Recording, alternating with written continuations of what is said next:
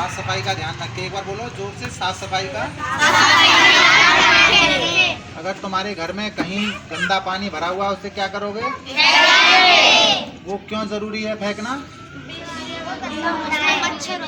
उसमें छोटे छोटे मच्छर अपने अंडे देंगे और उनसे तुम्हें मलेरिया जैसी अगर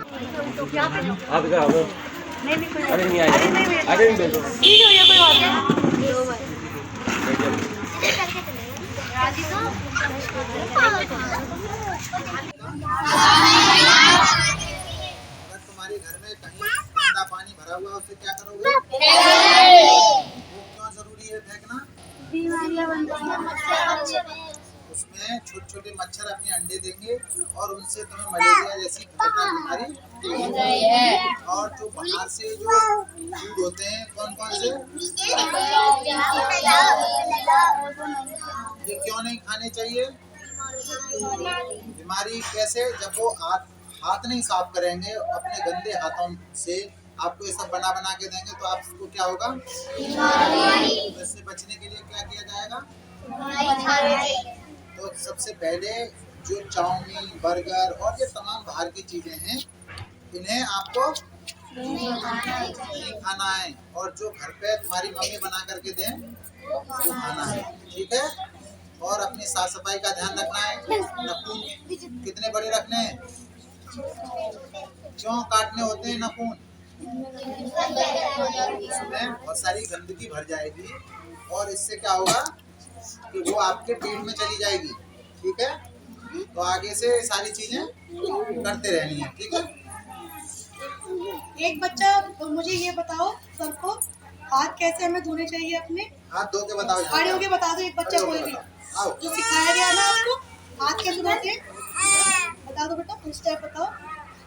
एक्चुअली क्या है कि ये आप देख रहे हैं ऑर्गेनाइजेशन की तरफ से जो बच्चे हैं वो यहाँ पढ़ते हैं, अपनी वो पढ़ाई करके आते हैं, फिर उसके बाद में यहाँ पर जो ये बच्ची हैं ये सब पढ़ाती हैं। शीतल है और आरुल है, ये सब लवली, चांदनी, ये सब बच्चियाँ पढ़ाती हैं संध्या। और ये किशोर पाठशाला के नाम से ऑर्गेनाइजेशन की तरफ से बच्चों को पढ़ाने का ये उपक्रम चल रहा है। इसमें ही हम बच्चों को बीमारियों से बचने के उपाय, जैसे हमने अभी बच्चों को ये बताया कि आप अगर बाहर हैं और कोई दुश्मन आप पे अटैक करता है तो उसे बचने के लिए आप किसी को पुकारते हैं।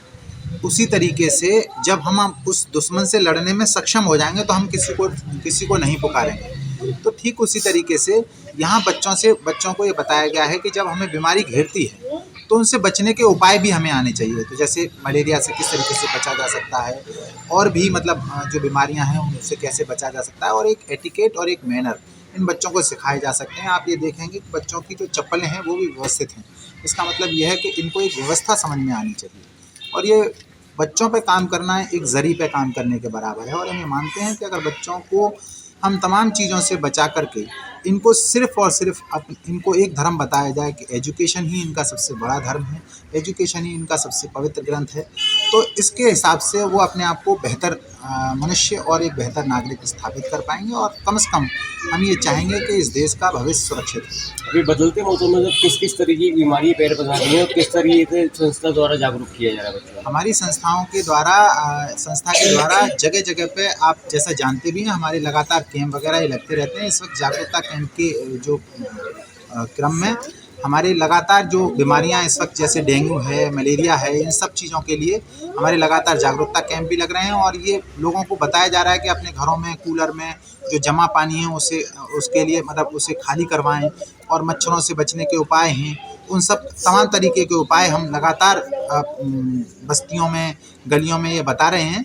और इन बच्चों को भी हमारे यहाँ जो उनका चेकअप है, एक तो ये कि साफ़ सफाई का किस तरीके से ध्यान रखते हुए भविष्य में समस्या से बच सकते हैं, और ठीक उसी तरीके से ये अपनी पढ़ाई जारी रख सकें जिससे कि इनको मतलब कम से कम स्कूल इनका गैप ना हो सके। संस्था का क्या उद्देश्य है? संस्था का उद्देश्य आप जैसा देखते हैं, good advice great medicine but gives a good time.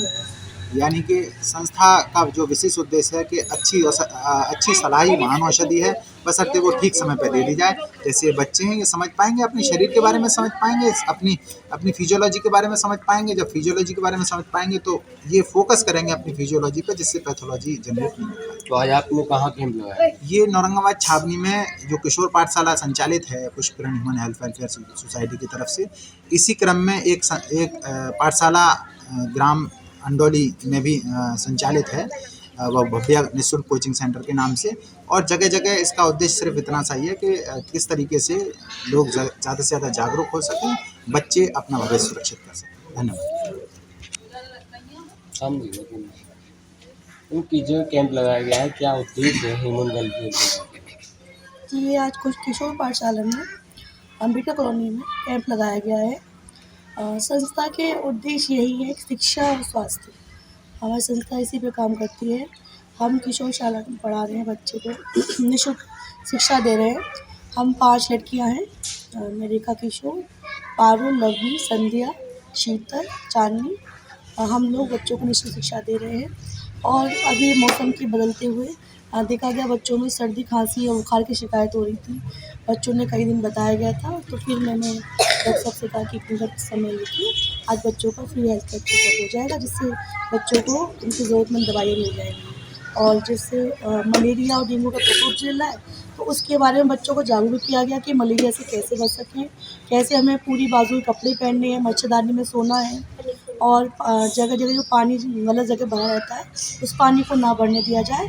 तो ये बच्चों को जागरूक किया गया है। नमस्कार, मैं आचार्य अशोक वैदिक, पीताम्बरा ज्योतिष सेवा संस्थान अलीगढ़ से सभी देशवासियों को व मेरे अलीगढ़ वासियों को सभी को दीपावली की बहुत बहुत हार्दिक शुभकामनाएं देना चाहता हूं। बाबूलाल जैन इंटर कॉलेज के सभी शिक्षकों और शिक्षकेतर कर्मचारियों, छात्रों और सभी हमारे गणमान्य व्यक्तियों को आगामी भारतीय संस्कृति के महापर्व दीपावली और दीपावली के बाद गोवर्धन, भाई दूज और आज धनतेरस के इस पावन पर्व की सभी को बहुत बहुत हार्दिक मंगल कामनाएं, शुभकामनाएं।